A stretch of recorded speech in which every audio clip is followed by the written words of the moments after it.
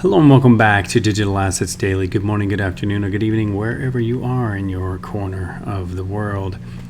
I have an interesting discussion I would like to go over on some articles. Let's just dive right in. It'll be easier to make sense of it. Bank of America expands its commercial contact-free payments. It's the first commercial bank issuer to offer mobile wallet globally following the EMEA and the APAC launch.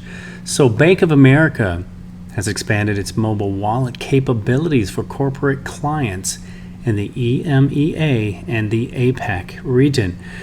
The bank first launched the mobile wallet in the US and Canada in 2018, and this expansion names it the first commercial bank issuer to offer the technology to corporate clients worldwide. And that literally does, again, as it started off in the US, that literally does make it worldwide, because you have to think the EMEA countries, all of their population is around 2.2 billion. And then when you get into like the APAC regions, you have another 4.3 billion. And that's taken from the total global population. The world, you have the 7.7 billion. But again, it also offered already the US and Canada as part of its service. So as I get into that, we have XRP since birth. Kindergarten crypto kid at Since XRP. He was sharing the article where the Bank of America CEO states, we want a cashless society. And as we get into that, oops, sorry, I didn't want to play, but I think we're okay. I don't believe there was any music. I believe it was just conversation. Point is if you click on the article, Bank of America CEO, we want a cashless society, and then you have about, I believe it's 19 and a half minutes discussion with the CEO, Brian Moynihan. And Bank of America CEO Brian Moynihan kicked off the Fortune's inaugural Brainstorm Finance Conference in Montauk, New York, in this discussion. They're having 27 million mobile customers and 37 million digital customers, and more than half of its transactions already digitized via methods like payment application like Zelle, and you know we love Zelle on this channel. Moynihan said the banking industry will continue to move toward a digital tech-enabled model, which, as he noted, are cheaper and more efficient than traditional methods. Now, the point of the discussion is this. As we're moving, we just saw they're basically now covering the entire planet. And then CEO of Bank of America stating, we want a cashless society. The next conversation in regards to that, we're going to kind of chop this up because there's specific words that we cannot discuss. So we're going to try and work around this as if the best that we can. Probably the conflict or the friction in regards to like a supposed cashless society is, they're stating the older Americans.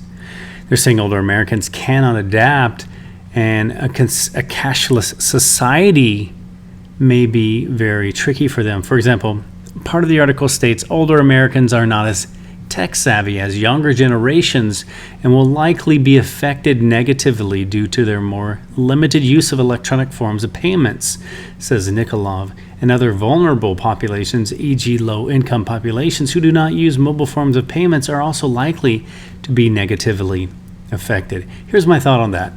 I don't think so, and I don't think at all. For example, going into Pay ID.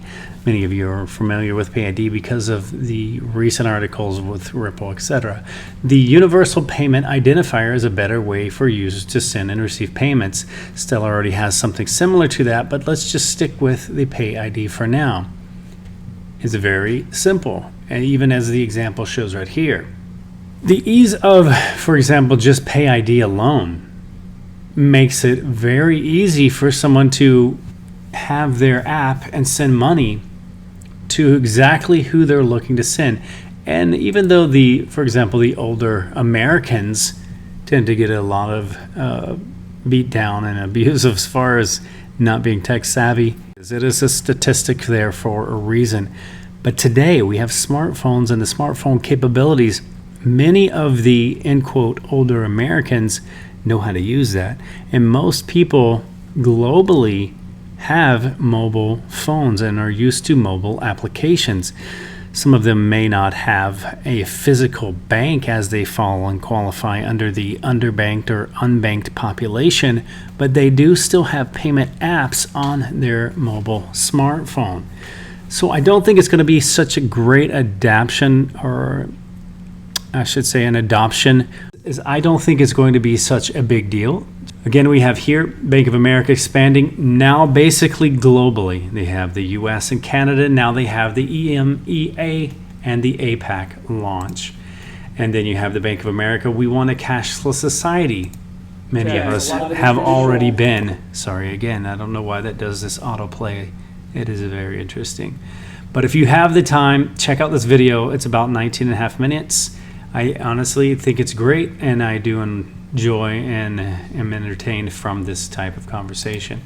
Again, the friction, I guess, of the new technology, they're stating to be the older American, or so to speak, like the vulnerable populations, low income, etc. But today, most of those vulnerable populations actually have smart technology, so it's not a major deal. And things with, for example, like Pay ID, the universal payment identifier, it's making things simple and easy. Your kids could do it. So if they can do it, believe me, the older American would have no trouble, in my opinion. I think the new technology continues to get easier and easier. For example, now today, there are wallets like your Engine wallet or like your Ledger wallet. The actual wallet now has the capability to enable you and allow you to purchase other assets while staying and remaining inside the security of your wallet. So the new technology, you no longer have to go from your account into your exchange, maybe possibly bounce to another exchange for a specific a currency that you're looking to find, and then bring it back into your wallet. Having a couple steps eliminates that. Now you can go right into your wallet and you can exchange or purchase the asset that you're looking for. To me, that is how adoption is going to, intensify and increase, and I think become more attractive to the, as they state, like the other 99% of the population who are not current investors or retail investors into these digital assets. So those are my thoughts on that. I hope I answered your question, and hopefully that makes sense to you on my feelings and my thoughts and my perspective of how I believe they could easily transfer into the cashless society. I don't believe it's going to be such a big deal because, again, many of us have been there for many years. And I'm going to leave you with a final thought. Life is 10% of what happens to you and 90% how you react to it. Again, guys, this is not financial advice. It is for entertainment purposes only.